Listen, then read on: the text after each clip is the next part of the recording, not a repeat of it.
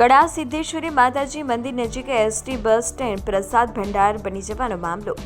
કડા ગામના ગુણવંતભાઈ પંડિત નામના વ્યક્તિએ ડોનેશન આપી એસટી સ્ટેન્ડ બનાવ્યું હતું। કડા ગામના ચાવડા ધવલસિંહ નામના વ્યક્તિએ તત્કાલીન મંદિર ટ્રસ્ટીઓની રહેમ નજર હેઠળ એસટી સ્ટેન્ડને પ્રસાદ ભંડાર બનાવી ધંધો શરૂ કરી દીધો હતો।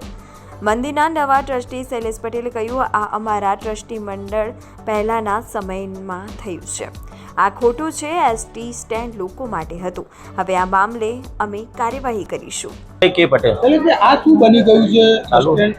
બસ સ્ટેન્ડ જે છે એ બસ સ્ટેન્ડમાં પ્રસાદ ભંડાર કેવી રીતે બની ગયું?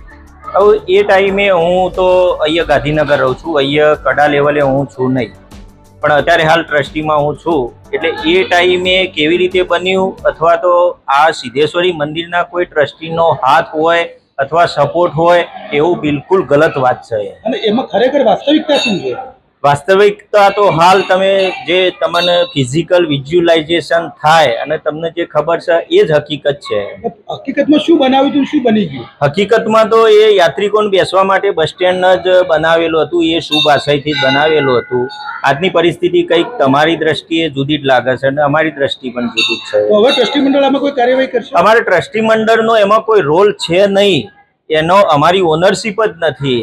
એ જેને બનાવ્યું છે એને ડોનેશન આપેલું છે, એ ડોનર અથવા એને જે શુભ આશયથી બનાવ્યું છે એ કોઈ પણ કાર્યવાહી કરે તો એનો વિરોધ અમારો કોઈ છે નહીં અહીંયા।